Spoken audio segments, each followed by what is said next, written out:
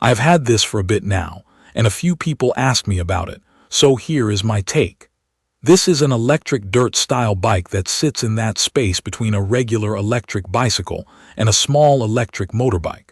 It is for someone who wants to ride trails, sand, and rough paths, and still be able to roll through town without feeling like they are riding a fragile bike. If you are expecting something light that you can carry up apartment stairs every day, this is probably not that. The first thing I noticed is the stance. It looks like a motocross bike from a distance, but when you walk up to it, it still reads as something you can pedal. The frame sits tall, and the whole bike feels dense and solid.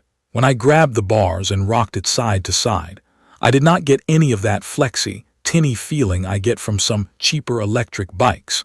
It feels like it was built to take knocks, like leaning it against a fence post at a trailhead, or getting rattled for a couple of miles on washboard dirt. When I climbed on, the seating position was the next thing that hit me.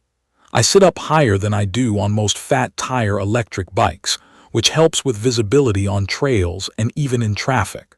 At the same time, the seat is low enough that I can still get my feet down at stops without doing that awkward tiptoe thing. For my body, that made it easier to relax, especially when I was stopping and starting a lot. The seat itself is a faux leather saddle with more cushioning than I expected. I did a ride that ran a little over an hour, mixing dirt, sand, and some paved road, and I did not end up with sore spots. That matters because on bikes like this, the seat can ruin the whole experience if it is too hard or shaped weird. This one felt fine for the kind of riding I actually did, which was lots of short bumps and longer stretches where I stayed seated and just let the bike roll. Power is the main reason people ask about this bike, so I will talk about how it felt instead of just reading numbers. This one uses a dual motor setup rated at 2,000 watts. In normal riding, it does not feel like it is trying to throw you off the back.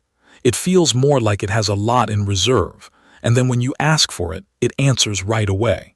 The first time I switched into dual motor mode and pointed it at soft sand, I could feel the difference immediately. On a regular fat tire electric bike, sand is where you start to lose momentum and the tire wants to dig. Here, it still takes some balance and you cannot just be lazy, but the bike kept pushing forward instead of bogging down. I rode it on loose dirt, a couple of short hills, and a section where the ground was basically powdery with small rocks on top. That is usually where a bike will spin and hunt for grip. The Freego kept moving as long as I stayed smooth on the throttle. It did not feel like it was constantly fighting itself. It felt like the front and rear were working together, and that made the bike easier to control than I expected for something this heavy. And yes, it is heavy. With the batteries installed, it sits just under 100 pounds. In daily life, that shows up when you need to move it without riding it. Rolling it around on the ground is fine. Lifting it is another story. I can get the front up to bump over a curb, but carrying it up steps is not something I would want to do regularly. If you keep your bike in a garage, a shed, or ground-level storage, it is much easier to live with. Battery life has been solid in the way I care about, which is whether I can go ride and stop thinking about it. It runs a 48-volt system with 2 batteries that add up to around 40 amp-hours. In real use, I did a mixed ride of trails, sand, and some street, and I went over 25 miles and still had some buffer left. I was not babying it either. I was using throttle a lot, and I was switching assist levels depending on terrain. If you are more of a pedal assist rider and you are steady with speed, you will stretch it further. If you ride full throttle in dual motor mode the whole time, you will drain it faster. The good news is that it did not feel unpredictable. The battery reading moved in a way that made sense with how hard I was riding. The tires are a big part of why the bike works off-road. They are 20 inches by 4 inches, which is a lot of rubber on the ground. On sand and loose dirt, that contact patch helps with stability. On broken pavement, it takes the edge off the chatter. It does not turn the bike into a cloud, but it makes it less tiring to ride on rough surfaces. I also noticed I could ride over small debris and uneven trail ruts without constantly correcting the bars.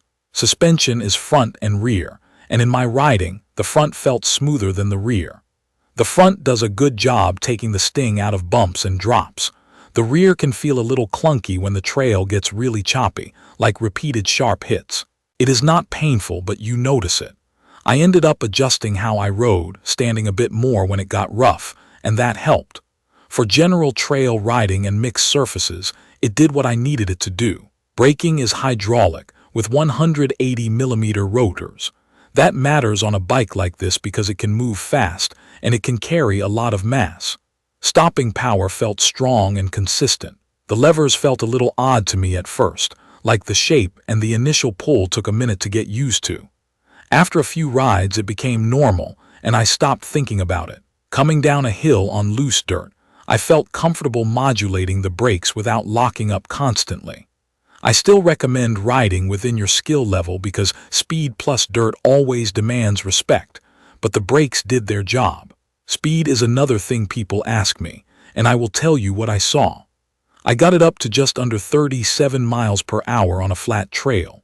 That is fast enough that I personally start thinking about protective gear and where I am riding, because at that speed, a pothole or a surprise dip is not a small problem. The bike has 5 pedal assist levels, and it also has throttle. In the highest assist level with dual motor mode on, the pull feels strong and steady. It does not feel like a little bicycle motor straining. It feels like the bike wants to keep going. Even though I used throttle a lot for testing, it does have a Shimano derailleur and gears, and I am glad it does. On some heavy electric bikes, the gears feel pointless. Here, if I wanted to ride it more like a bicycle on a slower trail, the gearing made it possible to contribute without feeling like I was pedaling a brick.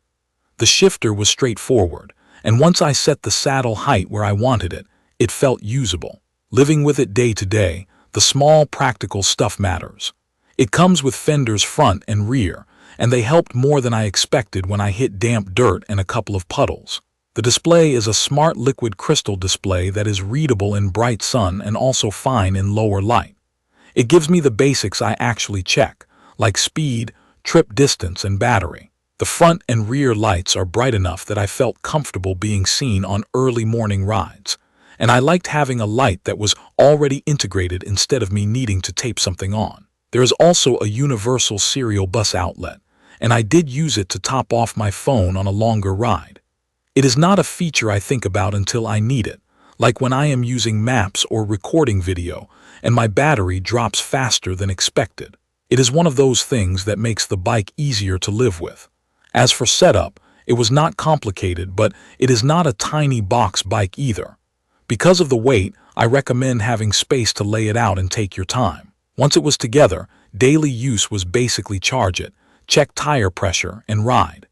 The main adjustment I made was getting the controls and levers positioned where my wrists felt natural, because with a bike this fast, comfort and control matter more. So what do I actually like most after riding it for a while?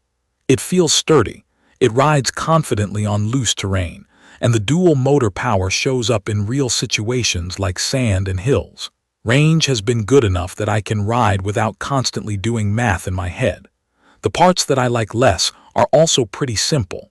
The weight makes it annoying if you need to lift it often, and the rear suspension feel is not as smooth as the front when the trail gets really rough. It also rides like what it is, a heavy off-road capable electric bike, so it is not going to feel nimble like a lightweight bicycle in tight corners. Overall, I think the Freego F3 Pro makes sense if you want something that feels closer to a dirt bike experience than a typical electric bicycle. But you still want pedals, and you want something that can handle real trails and messy surfaces without feeling delicate. If you have questions about anything I did not cover, or you want me to test a specific scenario with it, leave a comment. Subscribe to the channel for more videos like this, and thank you for watching.